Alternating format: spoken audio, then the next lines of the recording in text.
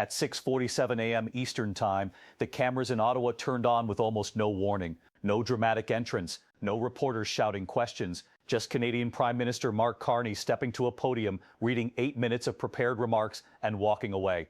But those 8 minutes may end up being remembered as one of the most destabilizing statements ever delivered between NATO allies. Because what Canada asked for this morning was not symbolic diplomacy. It was money, a lot of it, from NATO's emergency war reserve. Within minutes of the statement ending, secure phones started ringing across NATO headquarters in Brussels. Officials at the United States Department of Defense, the United States Department of State, and multiple European defense ministries received the same message. Canada wants access to the alliance's rapid response funding mechanism immediately, and not a small amount. Carney's government is asking NATO to activate the system and release $12 billion to prepare Canada for a security scenario that until recently would have sounded impossible. A scenario where Canada can no longer rely on the United States. Let that sink in for a moment. For 75 years, the entire structure of North American defense has rested on one assumption, that Washington and Ottawa operate as a single strategic shield. Joint command systems, integrated radar networks, shared intelligence pipelines, military exercises planned together years in advance. Now Canada is publicly preparing for the possibility that those pillars could disappear, and the speed of the move stunned almost everyone. According to European diplomats, NATO Secretary General Mark Rutte received only a short briefing before the announcement went live.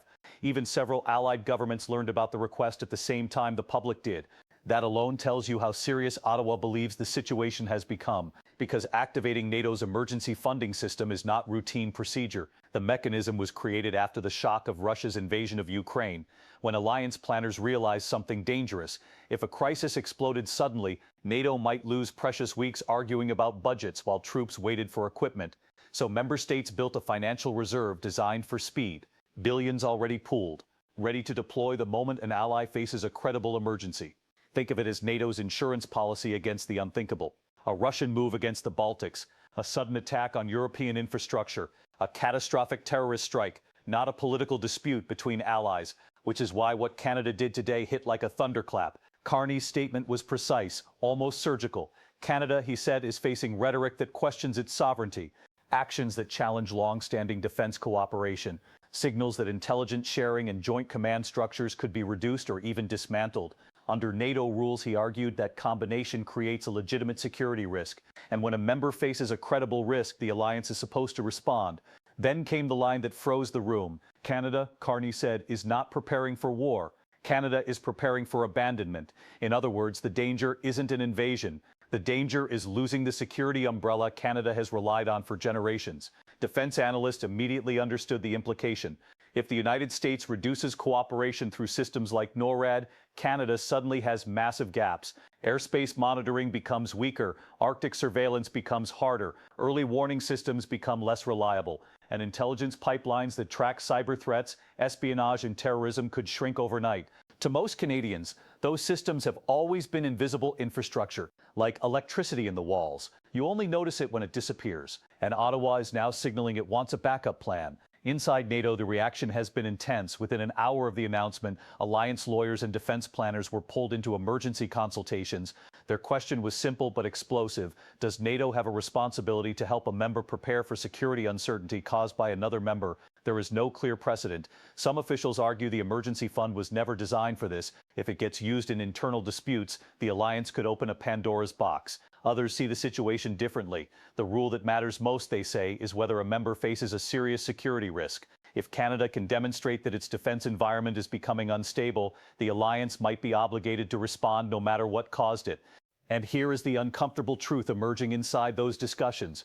Several defense officials privately admit Canada's concerns are not imaginary.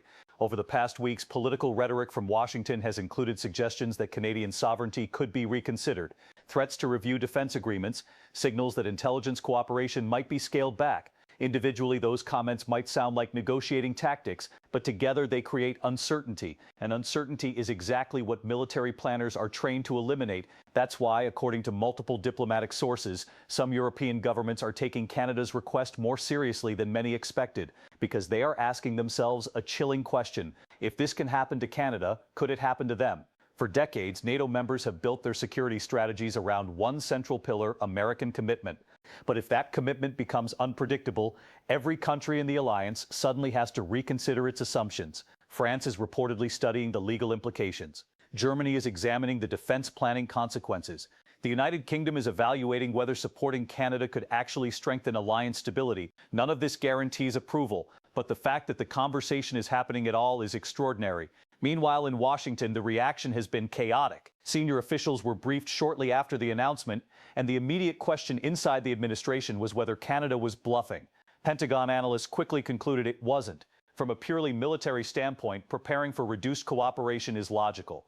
Armies plan for worst-case scenarios, it's what they do. Diplomatically, however, the request is explosive, because if NATO approves funding meant to compensate for American unpredictability, it sends a signal the United States has tried to avoid for decades, that allies no longer see Washington as the unquestioned anchor of Western security. And once that perception spreads, it becomes incredibly difficult to reverse. The shockwaves from this morning's 8-minute statement are still moving through the alliance.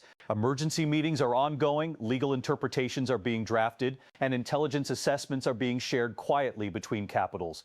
But one thing is already clear: a line has been crossed. For the first time in NATO's history, a member state is openly preparing for the possibility that the greatest risk to its security may come not from an enemy, but from uncertainty inside the alliance itself. And the decision NATO makes next could redefine what the alliance actually is. If you think this is dramatic now, wait until you see what Canada plans to spend the money on and why that plan has some NATO members seriously considering saying yes. Within minutes of Canada's announcement, defense officials across Europe started asking a very practical question. If NATO actually approves this request, what exactly would Canada do with the money? Because $12 billion in emergency military funding isn't symbolic. It changes capabilities immediately. And according to defense planners familiar with Ottawa's internal proposals, the spending plan is extremely specific. The first priority is air defense. For decades, Canada relied heavily on the Joint Early Warning and Response System run through NORAD, the binational command structure that links American and Canadian radar networks, satellites, and fighter aircraft. If that system weakens even slightly, Canada suddenly faces enormous gaps across the Arctic. And the Arctic matters more today than at any time since the Cold War. Russian long-range bombers regularly test northern airspace. Chinese research vessels are appearing in polar waters. New shipping lanes are opening as ice melts.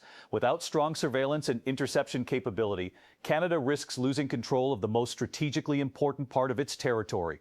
So Ottawa's first move would be to accelerate purchases of ground-based missile defenses, long-range radar, and autonomous surveillance drones designed for extreme Arctic conditions. Defense analysts estimate that alone could absorb $4 billion almost immediately. The second priority is something most people never think about: command independence. Right now, many of the systems used by Canada's military are integrated with American networks: communications, satellite intelligence, target tracking, operational planning. If those connections suddenly weaken, Canada has to rebuild pieces of that infrastructure on its own. That means secure data centers, encrypted communication systems, and command facilities capable of running large-scale operations without relying on American architecture. In modern warfare, losing data links can be as dangerous as losing tanks. So Ottawa's plan reportedly includes billions for hardened communications networks stretching from the Atlantic coast to the Arctic Circle.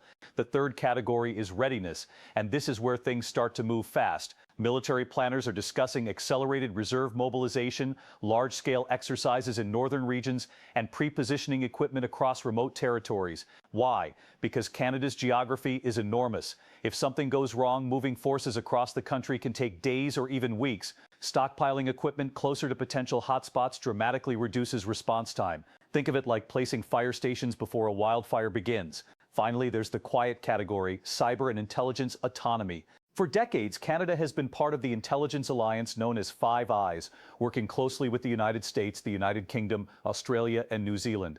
That network shares some of the most sensitive intelligence in the world: signals interception, cyber threat analysis, counterterrorism data. If those flows slow down or become uncertain, Canada must build more independent capabilities quickly, which is why Ottawa's proposal includes billions for cybersecurity infrastructure, satellite surveillance partnerships, and domestic intelligence technology.